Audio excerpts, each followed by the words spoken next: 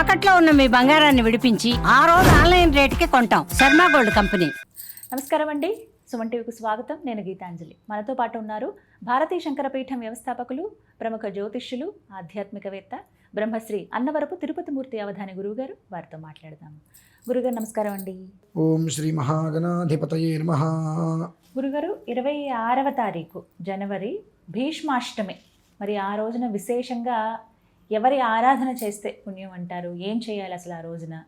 ఎటువంటి ఫలితం పొందుతారో తెలియచేయండి. తప్పకుండా అమ్మా. కలవు కలికృతాన్ దోషాన్ ద్రవ్య దేహ ఆత్మ సంభవ సర్వానుహరతి చిత్తస్థ భగవాన్ దేవకీ సుత అని చెప్పి శ్రీకృష్ణ పరమాత్మ గురించి ఒకటి విశేషంగా చెప్పబడింది.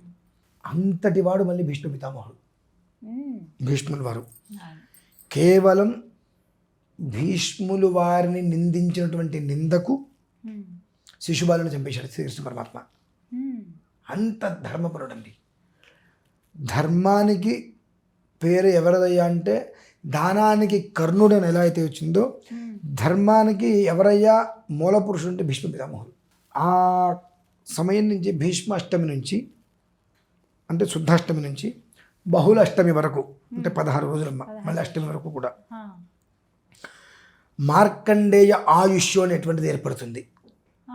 దానికి ప్రత్యేకంగా చెప్పబడింది. మార్కండేయ ఆయుష్ అంటే ఆయనకి 16 సంవత్సరాలే పూర్ణాయుష్. 16వ సంవత్సరం పూర్ణాయుష్కి ఈశ్వరుడు వస్తే ఆయన ఈశ్వరారాధన చేసి చేసి చేసి ఉండటం వల్ల యమధర్మరాజు బయటికి వెళ్ళిపోయి ఆయనకి చిరంజీవిత్వాన్ని ఇస్తారు. ఆ మార్కండేయ ఆయుష్ అనేటువంటిది స్థిరంగా రావడానికి 16 రోజులు చాలా విశేషమమ్మ. అది మీకా నాక ప్రతి మనిషికి అందరికీ అంటే అపమృత్యు భయం నాస్తి సర్వత్ర విజయప్రదం అని చెప్పి ప్రయాణాలు చేసే వాళ్ళకి కావచ్చు, నిరంతరం ప్రయాణాలు చేసే వాళ్ళకి కావచ్చు, అంటే నాలాంటి వాళ్ళకి నిరంతరం ప్రయాణాలు చేసే వాళ్ళకి కావచ్చు, కాస్త ఏదైనా అనారోగ్యంతో ఉన్న వాళ్ళకి కావచ్చు, కాస్త ఏదైనా భయం ఉన్న వాతావరణం ప్రభావంలో భయం అనేటువంటి పరిస్థితులు వాళ్ళకి కావచ్చు, ప్రతి మనిషికి కూడా అపమృత్యు భయం అనేటువంటిది లేకుండా మార్కండేయ ఆయుష్ అంటే వాళ్ళు ఎంతకాలం ఉంటారో తెలియదు, కానీ ఉన్నంతకాలము కూడా భయము లేకుండా అపమృత్యువు రాకుండా సుస్థిరంగా శుచిస్మితంగా జీవనం జీవించడానికి యోగ సమయం అమ్మ. ఈ 16 రోజుల పాటు ఎట్లా అంటే ఎలా స్టార్ట్ చేయాలి అసలు అది కూడా తెలియదు. ఈ 16 రోజుల పాటు ఎక్కడున్నా, ఎలా ఉన్నా, ఎవరున్నా, ఏదున్నా 16 రోజులలో 1,21,000 జపం చేయించాలి. అందులో 10% తర్పణ చేయించాలి పాలతో. అందులో 10% హోమం చేయాలి. అది చివరి అష్టమికి హోమం పూర్తి కావాలి. 16వ రోజుకి హోమం పూర్తి కావాలి. అలా ఆ ఒక్కటి నిర్వర్తిస్తే ఆ భీష్ములు వారి యొక్క ధర్మ నిర్మాణం అనేటువంటిది ఆయన ఏ రకంగా అయితే చేశారు, ఆ రకంగా ఏ స్థితిలో కూడా ఆపద్ధర్మం అనేటువంటిది రాకుండా, అధర్మం జోలికి వెళ్లకుండా ధర్మకృతంగా మనకి ఏదైతే మన నుంచి తీసేయాలో, కామ క్రోధ లోభ మోహ మద మాత్సర్యాలు ఏవైతే తీసేయాలో వాటిని తీసేసి ఏవి మనకి ఇవ్వాలి? ఐశ్వర్య అష్టమం అంటారు. ఐశ్వర్య అష్టమం. ఆ ఐశ్వర్య అష్టమాన్ని మనకి ఇవ్వాలి. అందులో ప్రధానమైనటువంటిది ఆయుష్, ఆరోగ్యం. ఈ 2 ఉంటే మిగిలిన 6 మనం సంపాదించేస్తాం. ఆయుష్ ఆరోగ్యం లేకపోతే ఏమున్నా లేకపోయినా ఒకటే కదండి. విశేషమైన ఆయుష్ ఉంది, ఆరోగ్యం లేదు, ఏంటి పరిస్థితి? వృధానే. మంచి ఆరోగ్యం ఉంది, ఆయుష్ లేదు, ఏంటి పరిస్థితి? భగవంతుని కోరేదమ్మా. అంటే ఎలా ఉంటుందంటే, ఒక ఆయన కాలం చేసేసాడు. 90 ఏళ్ళ వయసులో యమధర్మరాజు దగ్గరికి వెళ్ళాడు.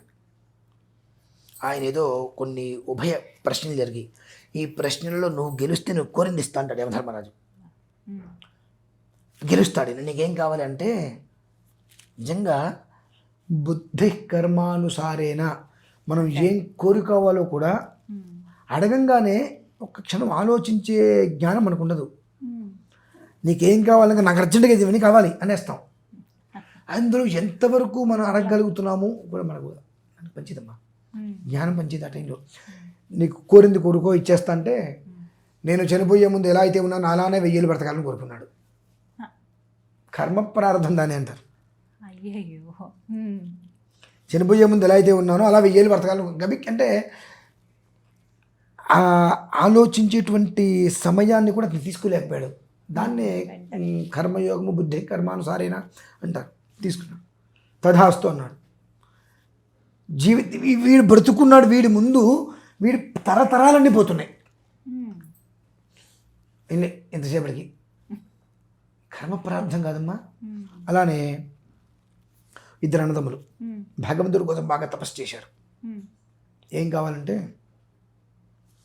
ఈ రాజ్యాన్ని 1000 ఏళ్ళు నేను పాలించాలి అంటే తథాస్తు అంటాడు. నువ్వు ఎలా అయినా పాలించు, నేను ఎలా అయినా పాలించవచ్చు కాక 1000 ఏళ్ళు అంటే కంటిన్యూగా అడగల ఆయన. నేను ఎలా అయినా పాలించవచ్చు, 1000 ఏళ్ళు నేను మంచి ఆరోగ్యంగా ఇప్పుడున్నట్టుగానే పాలించాలి అంటాడు. భగవంతు తథాస్తు అంటాడు. వాళ్ళిద్దరు అన్నదమ్ములు అయిపోయింది. వాళ్ళ చిన్న పెదనాన్నగారి పిల్లలు ఇద్దరు అంటే 4 అన్నదమ్ములు, మొత్తం 4 గెలిచారు. మొదట ఇతను ఒక 500 సంవత్సరాలు పాలించేశాడు. పాలించి పక్కకు వచ్చి వీళ్ళ అన్నయ్యకి 500 ఏళ్ళు ఇచ్చాడు రాజ్యాన్ని. ఆ తర్వాత ఎలా అయినా పర్వాలేదని అడిగారు అన్నాడు. సో అంటే ఏంటి, ఇదే యవ్వనంగా రాజ్య పరిపాలన దీన్ని తీసుకొని 2000 సంవత్సరాలు బ్రతికాడు ఆయుష్తోటి, ఆరోగ్యంతో. అంటే మనం అడిగేటువంటిది ఎలా అడగాలి. ఇతను 500 ఏళ్ళు రాజ్యం పాలించి వాళ్ళ తమ్ముడికి ఇచ్చేసేసాడు. వాళ్ళ తమ్ముడు ఒక 500 ఏళ్ళు. తర్వాత వాడు వాళ్ళ పెదనాన్నగారి పిల్లలు ఇద్దరికి 500 మళ్ళీ వచ్చాడు. మళ్ళీ వచ్చి 100 పాటించాడు. మళ్ళీ వీళ్ళకి ఇచ్చేసేసారు. అలా 1000 సంవత్సరాలు అడిగిన వాడు 2000 సంవత్సరాలు పాలించాడమ్మా. అతను బ్రతికాడు 2000 సంవత్సరాలు. ఎలా మహారాజుగా పిల్లల్ని కన్నతల్లి వలె కన్న తండ్రి వలె చూసుకుంటుంటే మనం అడిగే విధానం కూడా అక్కడ మనకు ఆలోచన, మన బుద్ధి ఏంటి, మన విధానం ఏంటి, మన జ్ఞానం ఏంటి అనేటువంటి విషయం అక్కడ బయటపడిపోతాయి. కాబట్టి ఈ 16 రోజులు అంత అత్యంత శ్రేయస్సమ్మ. అది మీరా నేనా అని కాదు, 65 సంవత్సరాలు పైబడిన ప్రతి వ్యక్తికి అవసరం. నిరంతరం ప్రయాణం చేసేటువంటి ప్రతి వ్యక్తికి అవసరమే. ఎందువలనంటే ఈ 16 రోజులే యమధర్మరాజు ద్వారాలు కూడా తెరుచుకుని ఉంటాయి అందరినీ ఆవాహన చేయడానికి సిద్ధంగా. కనుక ఇవి చేయటం వల్ల ఏంటంటే అకాల మృత్యువు అనేటువంటిది పరిసరాలకి రాదు. అపమృత్యు భయం నాస్తి, సర్వత్ర విజయప్రదం. నువ్వు ఏ ప్రయాణమైనా చెయ్యి, ఏదైనా చెయ్యి, ప్రమాదం అనేటువంటిది నీ పరిసరాలకి రాకుండా ఆయన కాపాడుకుంటాడు. 1,21,000 మృత్యుంజయ మహామంత్రాన్ని జపం చేసి తర్పణ చేసి హోమం చేయాలమ్మా. ఇది 16 రోజుల ప్రక్రియ చేయించాలమ్మా. ఇందులో భాగంగా కొంతమంది మనకు శివరాత్రి వస్తుంటే, ఇది శివరాత్రికి ముందు అంతే కదండి. 16 అంటే 15వ తారీఖే శివరాత్రి. శివరాత్రికి ఇది మనకు ముందుకు పూర్తవుతుంది. ఇది అంటే ఇందులో ఎంత గొప్ప యోగం ఉంది అంటే, మార్కండేయ మహర్షికి ఎలాంటి ఆయుర్దాయాన్ని భగవంతుడు ప్రసాదించాడో అష్టమి నాటికి పూర్తి చేసుకుంటే నవమి, దశమి, ఏకాదశి, ద్వాదశి, త్రయోదశి, చతుర్దశి 6వ రోజు అక్కడి నుంచి మనకు మహాశివరాత్రి. అంటే 6 అనగానే శత్రుకృతం. ఇప్పుడు ఈ 26వ తారీఖు నుంచి 16 రోజులు ఈ అష్టమి నుంచి ఆ అష్టమి వరకు ఖచ్చితంగా చేసుకోగలిగితే అక్కడి నుంచి 6వ రోజు శివరాత్రి. శివరాత్రి అంటే 6 అంటేనే శత్రుస్థానం. మనకు ఇంత బయట ఏ రకంగా ఎక్కడ ఎలా ఉన్నప్పటికీ కూడా పూర్తిగా కూడా శత్రు నిర్మూలన అయిపోయి ఒక రకమైన మానసిక ప్రశాంతత, శారీరక ప్రశాంతతకి మూలం. శివశివ అనుకుంటూ ఎన్నో రకాల భూత ప్రేత పిశాచ గణాలన్నీ కూడా మన దగ్గర నుంచి తొలగిపోయి అక్కడి నుంచి ఉన్నంతకాలము కూడా జీవితానికి ప్రశాంతతను అందించేటువంటి అద్భుతమైన సమయం అమ్మాయి. ఇటువంటి సమయం నేను పుట్టిన తర్వాత చూడాల. ఇటువంటి సమయం నేను పుట్టిన తర్వాత ఈ యోగాలతో నేను చూడాల. నేను బ్రతకుండంగా చూస్తాను అనుకున్న నమ్మకం లేదు. అంటే తర్వాత ఎప్పుడు వస్తుందో మనం ముందు లెక్క వేయకూడదు. మహా అయితే ఒక 2 నెలల ముందు మనం 3 నెలల ముందు అథవా 6 నెలల ముందు మనం చూసుకోవాలి. మినహాయిస్తే ఏమొస్తుంది, నెక్స్ట్ ఇయర్ ఏమొస్తుంది ఇలా మనం చూడకూడదు. నేను పుట్టిన 42 సంవత్సరాల్లో నేను చూడాల ఇటువంటిది. ఇంతటి 16 రోజులు మార్కండేయ ఆయుష్ని అందించేటువంటిది పూర్తి పర్వదినములు. శుక్ల కృష్ణ పక్షములు సమస్థానంలో ఉన్నాయి. శుక్ల కృష్ణ పక్షములు సమస్థానం, రెండిట్లకి సమస్థానము. ఖచ్చితంగా కూడా ప్రతి ఒక్క మనిషి ఈ ఒక్క విధానాన్ని సద్వినియోగం చేసుకొని ఈ మాఘమాసంలో భగవంతుడి యొక్క అనుగ్రహం మనకు నిజంగా ఎంత అద్భుతమైన అంటే అమ్మా, మనం ఏకాదశి గురించి ఎంతగానో చెప్పుకున్నాం, అలానే అనురాధ నక్షత్రం గురించి ఒకసారి మనం చెప్పుకున్నాం. అవునండి, చెప్పారు. మన సంక్రాంతికి ఏకాదశి దాని గురించి ఒక విషయాలు చెప్పుకున్నాం. అంటే 11 అనేటువంటి దానికి ఇప్పుడు 1,21,000 అంటే అంతా 11తో సమానం, 11తో అంతా వెళ్తుంది అది. అక్కడి నుంచి ఖచ్చితంగా 6వ రోజు మనకు శివరాత్రి ఉంది, మహాశివరాత్రి. అది మనకు 14వ తారీఖు సాయంత్రమే ప్రారంభం. అవునండి. 15 అంటే శనివారం సాయంత్రం మనకు ప్రారంభమైంది చతుర్దశి, ఆదివారం సాయంత్రం వరకు మనకు ఉంది. అయితే వాడుకలో మనం ఉదయం పూట మొదలు పెట్టేస్తుంటాం, సంకల్పం సూర్యోదయం తీసుకుంటాం కాబట్టి దానికి అదే ప్రమాణంగా మనం తీసుకుని చేస్తాం. ఉత్తరాషాఢ నక్షత్రం అమ్మ, కృత్తిక ఉత్తరాషాఢ అనేటువంటిది ఉద్బోధనం, బీజ నక్షత్రాలు. అందులో ఉత్తరాషాఢ ధనస్సు, అంటే ధనస్సు అంటే దానికి మూలం ఏంటంటే మూల పూర్వాషాఢ ఉత్తరాషాఢ పాదం ధనస్సు, ఉత్తరాషాఢ త్రైపాదం శ్రవణధర్ష మకరం, ఈ రెండు కూడా ఏర్పడి ఉన్నాయి ఇందులో ప్రధానంగా. మకరము అనగానే మొసలమ్మ.